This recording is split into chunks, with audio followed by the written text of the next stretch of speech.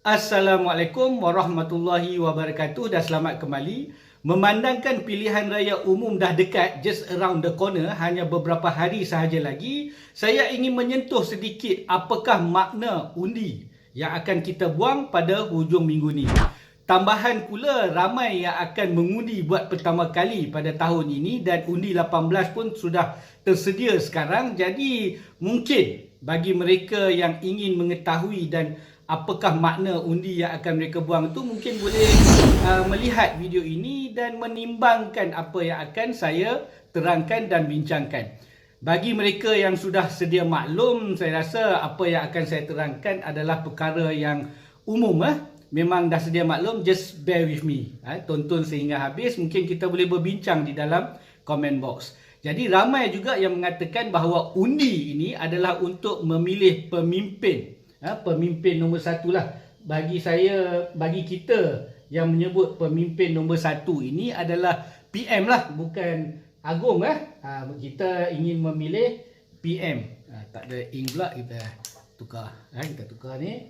Jadi kita ingin memilih Perdana Menteri. Ini kita anggap sebagai pemimpin nombor satu lah, kan? Adakah betul kita apabila membuang undi ini, kita ingin memilih pemimpin nombor satu ni, Perdana Menteri ni?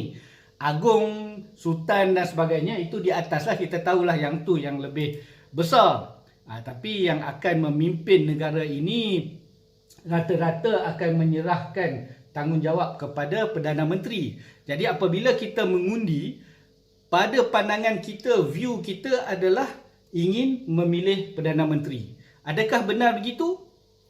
Sebenarnya pada pilihan raya ataupun pada proses pengundian itu, kita adalah untuk memilih wakil kita. Wakil, kita letak sini dulu, wakil-wakil. Kita ingin memilih wakil. Dan kita menyerahkan kepada wakil-wakil ini untuk membuat pilihan bagi pihak kita. Wakil-wakil ini apabila kita ingin mengundi, kita menyerahkan kepada wakil ini, kita serahkan, kita pilih satu wakil yang mana kita memberi kepercayaan kepada wakil-wakil ini untuk membuat pilihan bagi pihak kita. Ini kita kena faham. Sebab itu mereka-mereka ini kita namakan sebagai wakil rakyat. Mereka hanyalah wakil. Mereka bukan pemimpin kita. Yang kita akan pilih ini bukanlah pemimpin kita. Mereka hanya wakil kita. Sebab tu kena buat pilihan yang tepat. Apabila kita memilih, kita menyerahkan kepada orang yang kita pilih itu untuk menjadi wakil kita. Seolah-olah mereka ini akan membuat pilihan ataupun membuat keputusan bagi pihak kita. Dan kita juga sedia maklum, wakil-wakil ini yang akan membuat pilihan siapakah yang akan menjadi Perdana Menteri. Betul tak? Apabila kita dah pilih wakil-wakil ini, mereka akan duduk di dalam parlimen dan mereka akan berbincang dan melantik Perdana Menteri. Jadi kita tidak melantik. Apabila kita membuat undi, kita tidak memilih Perdana Menteri. Kita hanya memilih wakil-wakil. Jadi apabila kita memilih wakil tu, wakil itu seolah-olah diri kita. Kita memilih seseorang yang kita fikir yang akan menjalankan pilihan seperti yang kita nak. Jika sekiranya kita pilih wakil yang liberal, pegangan yang liberal, maka seolah-olah diri kita itu adalah seorang liberal lah. Sebab dia akan membuat pilihan-pilihan berdasarkan liberal thinking.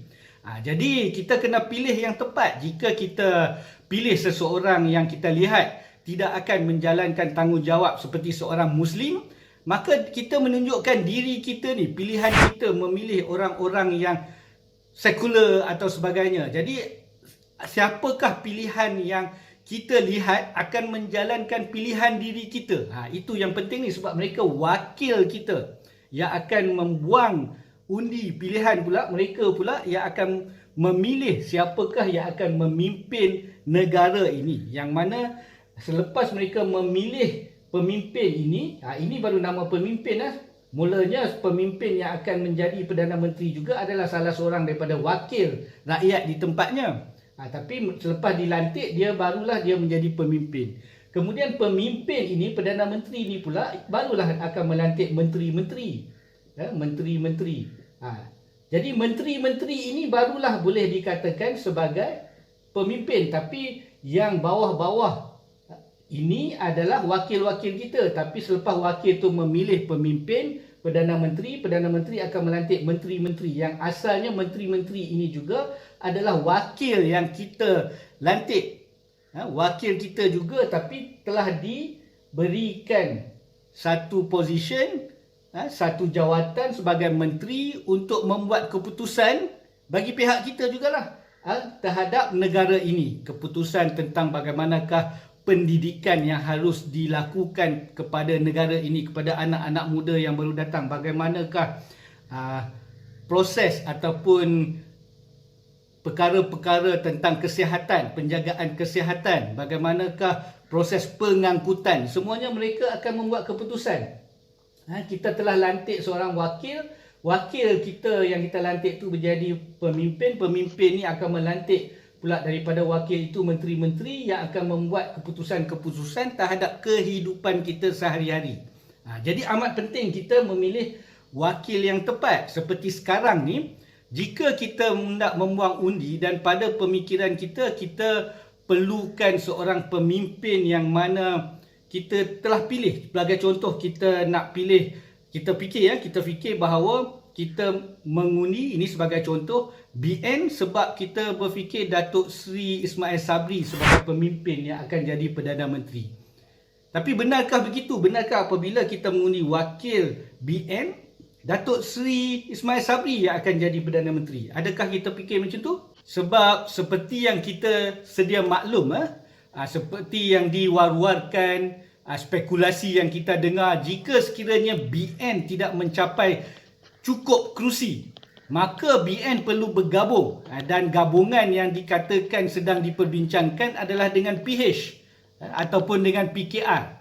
Jadi apabila kita mengundi BN dan tiba-tiba BN tidak mempunyai cukup kerusi, maka pemimpin yang akan mereka pilih bergabung, wakil-wakil yang kita telah lantik akan memilih untuk bergabung dengan PH, dan pemimpin yang akan dipilih oleh mereka ini adalah Datuk Seri Anwar Ibrahim pula. Jadi apabila kita memilih BN dan dilihat bahawa pemimpin yang akan naik di atas bukanlah seperti yang kita pilih asalnya. Sebab asalnya kita pilih BN sebab berfikir bahawa mungkin Datuk Seri Ismail Sabri lah pemimpinnya. Tapi dilihat jika mereka gagal mencapai cukup kerusi, maka pemimpin yang asalnya kita pilih Datuk Seri Ismail Sabri rupanya telah menjadi Datuk Seri Anwar Ibrahim. Telah bertukar.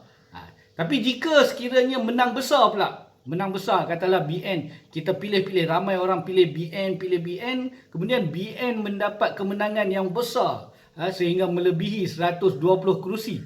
Melebihi 120 kerusi, menang besar, sangat-sangat selesa, maka mungkin juga Datuk Seri Zahid Hamidi yang akan naik jadi Perdana Menteri.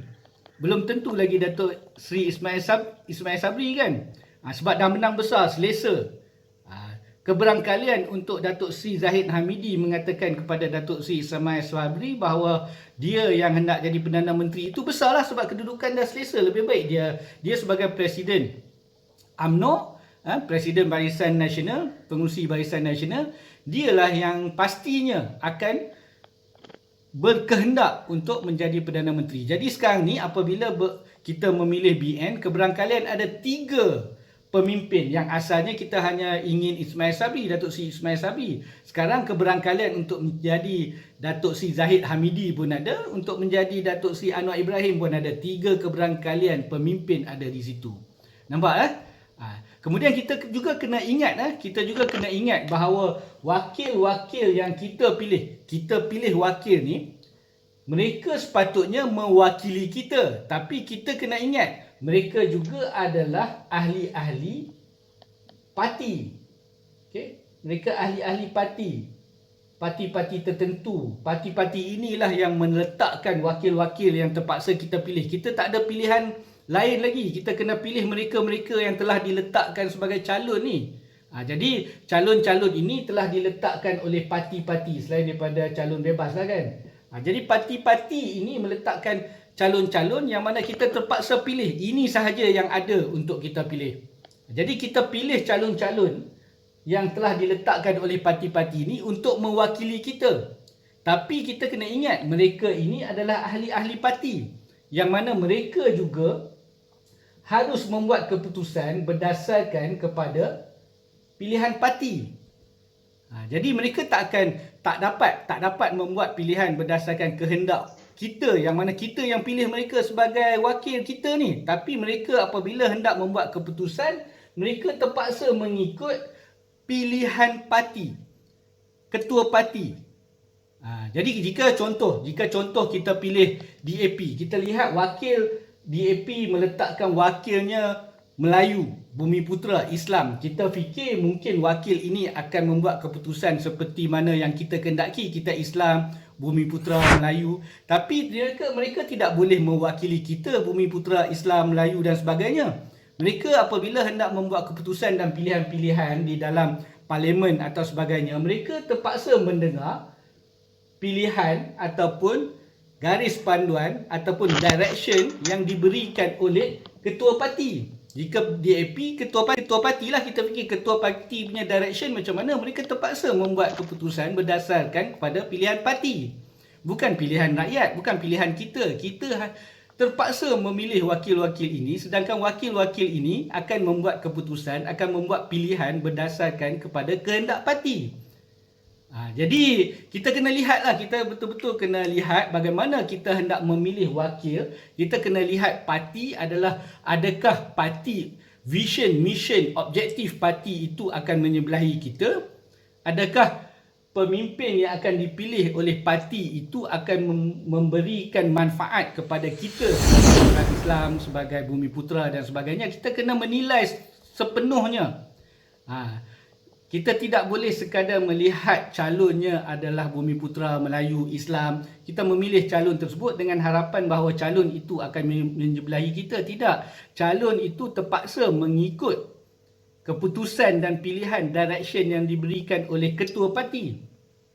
Jadi calon-calon yang kita pilih, kita kena lihat parti juga. Siapakah ketua parti tersebut? Jika parti tersebut, kita tengok ketuanya melencong, kita jangan pilihlah calon yang diletakkan oleh parti tersebut. Nampak tak? Itu cara untuk kita memilih lah. Ini cadangan saya. Jadi yang paling penting kita kena lihat siapa ketua parti.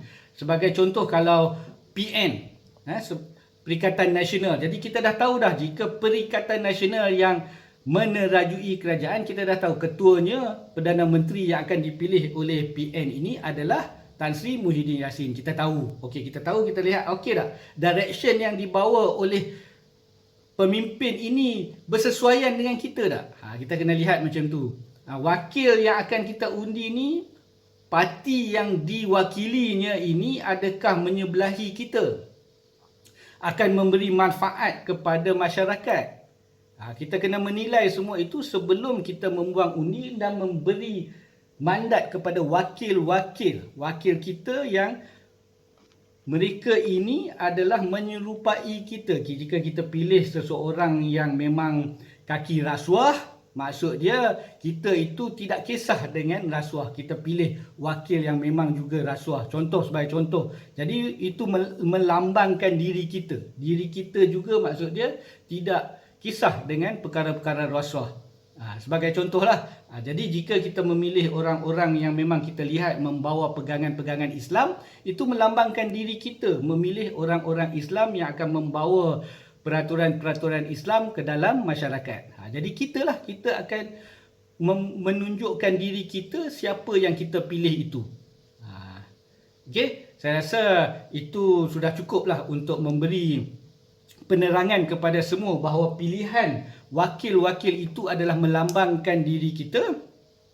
Jika kita pilih wakil-wakil yang tak senonoh, maksud dia itulah diri kita. Jika kita pilih wakil-wakil yang memang terpalit dengan rasuah, terpalit dengan salah guna kuasa, itulah diri kita.